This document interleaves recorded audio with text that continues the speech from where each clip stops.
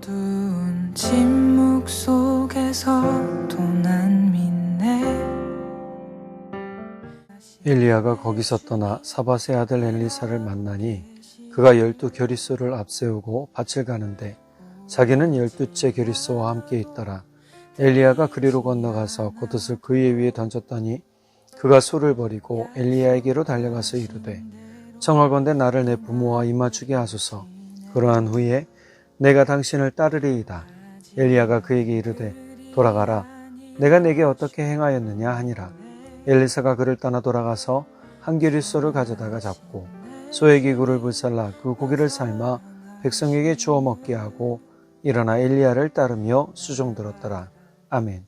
새벽을 함께 하신 성도님들 사랑하고 축복합니다. 열왕기상 19장 19절에서 21절의 말씀은 엘리사를 자신의 후계자로 부르는 엘리야의 모습이 나옵니다. 이것 또한 하나님께서 이미 앞서 말씀하신 내용이기도 합니다. 엘리사를 기름 부어서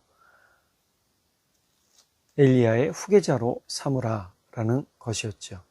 그래서 16절에 보면 너는 님시의 아들 예후에게 기름을 부어 이스라엘의 왕이 되게 하고 또 아벨모올라 사밧의 아들 엘리사에게 기름을 부어 너를 대신하여 선지자가 되게 하라. 하나님의 계획은 매우 분명했습니다. 엘리야는 어찌할 바를 몰랐고 또 어떤 상황에서 하나님의 음성이 어떻게 들려질지를 모르던 그 상황에서 하나님이 들려주시고 보여주시고 알려주셨지요. 그리고 엘리야는 제일 먼저 한 일이 바로 19절 엘리사를 자신의 수종드는 자뿐만 아니라 후계자로 삼는 일을 시작하게 됩니다. 바로 후계자로 삼는 게 아니고요. 바로 예언자로서 쓰는 게 아니고요.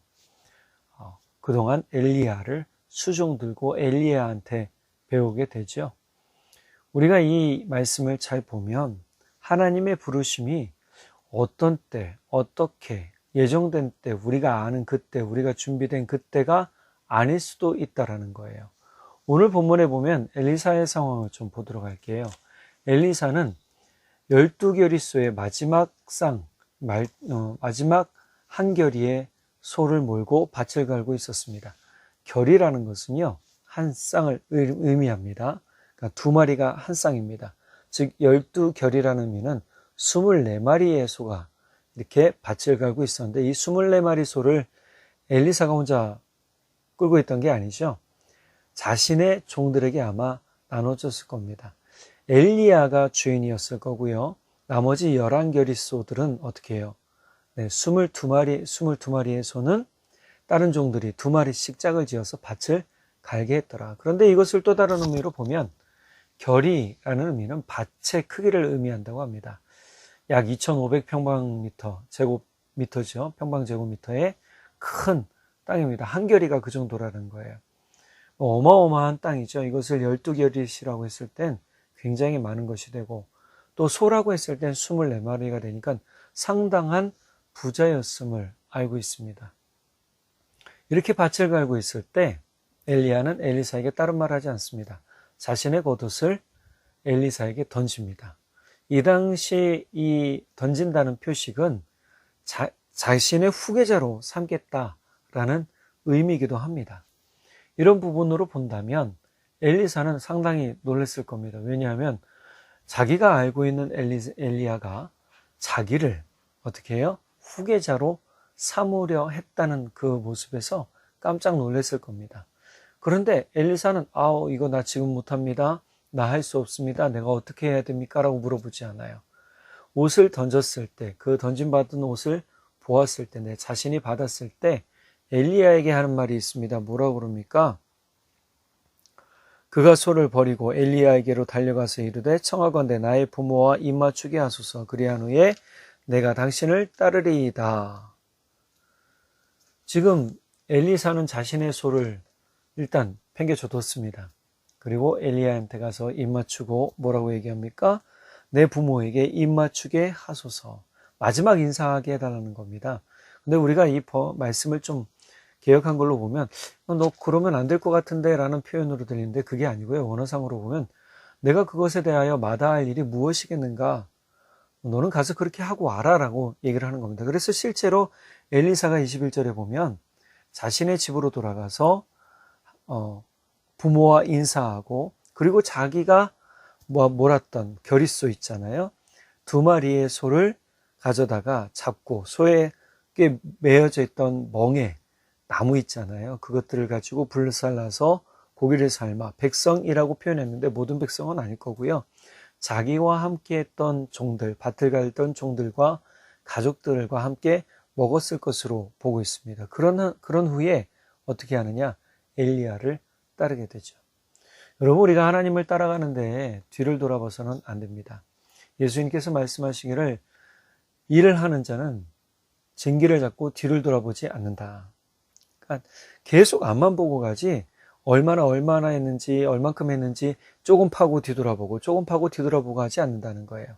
앞에 목표를 향해 뭐 하는 거죠? 저기가 끝이면 그것까지 계속 쟁기질하는 겁니다. 그래서 이 쟁기질을 할 때에 끝까지 앞으로 보고 가는 것이죠. 계속 뒤만 보면 어떻게 해요? 한숨만 나오는 거예요. 아, 요것밖에 못했어? 아, 날도 더운데, 힘도 든데, 지치는데, 이런 마음만 들게 되는 거죠. 그래서 앞을 보며 나아가는 겁니다. 힘들고 지쳐도 내가 저기까지 가리라라는 마음으로 달려가고 계속 어떻게 해요? 쟁기질 하는 거죠. 엘리야가 엘리사를 부른 그 모습은 나를 따르라 하는 예수님의 모습과 좀 다르긴 했지만, 중요한 건 예수님께서 예수님의 제자들에게 나를 따르라 했을 때 제자들의 모습은 어땠습니까? 뒤도 안 돌아보고 예수님 쫓았어요. 그물을 버려두고 쫓았다라는 말씀이 나와요. 그런 모습으로 올 때 예수님을 쫓는 결단이나 지금 이 엘리야를 쫓는 엘리사의 결단이나 다를 바가 없다라는 거예요. 내게 하나님의 부르심이 있고 하나님의 은혜가 있고 하나님이 나를 세우시는 그 결단의 촉구가 있다면, 여러분, 우리는 뒤돌아봐서는 안 됩니다. 우리는 머뭇거려서는 안 됩니다. 머뭇거리게 되면 결국 그 부르심의 상을 받지 못하게 되는 거예요. 그래서 바울 사도도 부르심의 상을 받기 위하여 내가 다름질한다라고 말하고 있잖아요. 여러분, 우리가 믿음의 부르심, 그 믿음의 상을 받기 위해 우리는 이 부르심에 대한 귀한 은혜를 가지고 있어야 됩니다. 지금 엘리사가 엘리야의 부르심에 대한 귀한 은혜를 가지고 엘리야에게 갔고 이야기했고 마지막 인사를 나누고 끝내 엘리야를 쫓아가는 그 모습을 볼 때 엘리사는 자신이 더 이상 이것에 대한 미련이 없다. 내가 가지고 있는 땅이나 내가 가지고 있는 재산이나 내가 가지고 있는 모든 것들에 관한 미련이 없는 거예요. 왜요? 하나님보다 그것이 중요하기 때문이에요. 예수님 말씀하시죠. 밖에 어머니가 와 있습니다. 또 가족들이 와 있습니다. 라는 말에 예수님 뭐라고 말씀하세요? 누가 나의 어머니고 누가 나의 제자냐? 하나님의 말씀을 믿고 따르는 그 사람들이 바로 나의 제자고 나의 가족이다 라고 말씀하신단 말이에요. 결단을 같이 하는 그 사람들, 믿음의 결단을 하고 믿음의 길을 같이 가는 그 사람들이 바로 가족이다 라고 얘기를 해요. 물론 어머니 마리아도 또 그의 형제들도 다 예수님을 믿죠. 안 믿었겠습니까? 사람들에게 이러한 이야기를 한 이유는 예수님은 지금 너희가 믿는 믿음에 뒤를 돌아봐서는 안 된다는 거예요. 하나님을 향하여 달려가고 부르심의 상급을 위하여 달려가는 사람들이 될 것을 촉구하시는 겁니다. 자꾸 뒤돌아보는 건 사람의 습성이에요. 이전의 것, 과거의 것, 그것들에 자꾸 연연을 하다 보면 결국 우리는 주님이 우리에게 주실 상을 받지 못할 수도 있다는 겁니다. 여러분, 오늘 이 시간에 하나님이 요구하시는 건 완벽한 능력이 아니에요.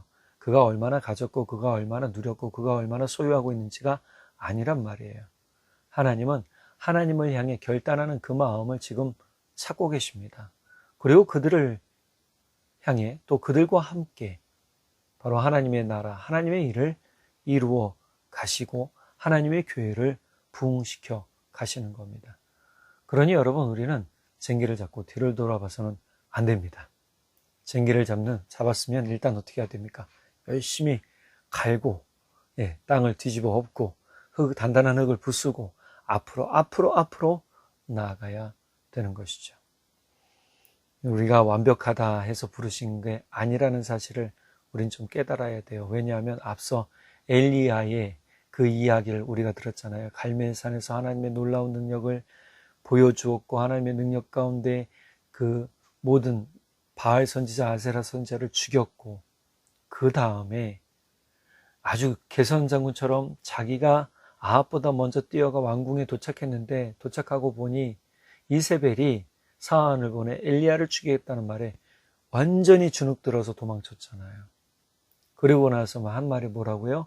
나 이제 못하겠습니다 라는 거였어요. 나 이제 죽여주십시오. 날 데리고 가십시오 라는 말이었어요. 이처럼 믿는 사람들조차도 진짜 믿음이 있다 하면서도 순간순간 낙심한 그런 연약한 우리 모습 아니에요. 그런데 하나님은 이 엘리야를 먹이시고 다시금 힘주시고 먹이시고 힘주시고 사명을 주시고 결국은 후계자까지 어떻게 세우고 부를지를 알려주시잖아요. 여러분, 결단은 순종의 영역에 있습니다. 우리가 하나님의 말씀을 들었을 때 또 복음의 말씀을 들었을 때 우리는 순종해야 됩니다. 순종이 제사보다 낫다라고 말하는 이유는 내 생각, 내 뜻이 아니라 하나님의 생각, 하나님의 뜻을 먼저 찾고 확인하고 그 뜻에 내가 순종하고 움직이겠다라는 결단이 있기 때문인 거예요. 그래서 순종이 제사보다 낫다라고 얘기를 하는 겁니다. 오늘 하나님이 원하시는 건 아주 작은 순종입니다.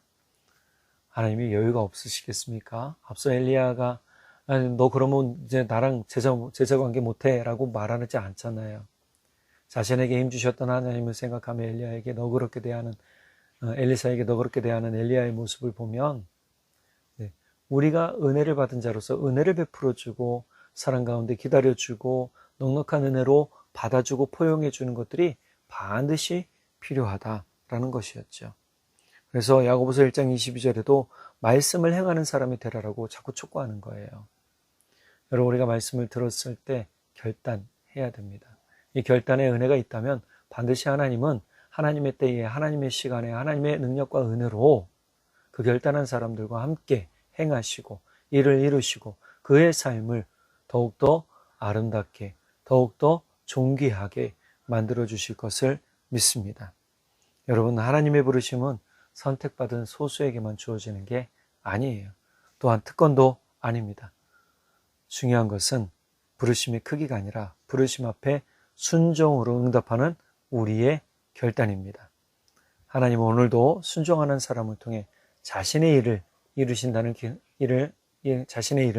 이루심을 기억하고 우리가 늘 순종으로 나아가는 삶이 되기를, 그리해서 오늘 하루도 이 순종의 은혜로 말미암아 하나님의 놀라운 역사 가운데 기쁨으로 참여하는 삶이 되기를 예수님의 이름으로 축복합니다. 기도하겠습니다. 사랑의 하나님 아버지, 참 감사합니다. 오늘 우리 삶 가운데 하나님이 함께해 주셔서 우리가 힘을 얻었습니다. 은혜를 얻었습니다.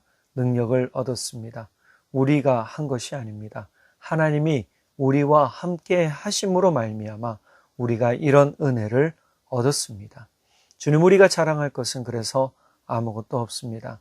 하나님이 함께 하심으로 예수님의 그 크신 그 은혜와 사랑으로 말미암아 우리가 넉넉히 이기고 또 넉넉히 은혜 가운데 살게 되는 것을 믿습니다. 그러나 다만 우리가 말씀을 듣기만 하는 사람들이 되지 않도록 성령 하나님, 우리를 깨우쳐 주십시오. 말씀을 듣고 행할 수 있는 용기와 결단이 필요합니다.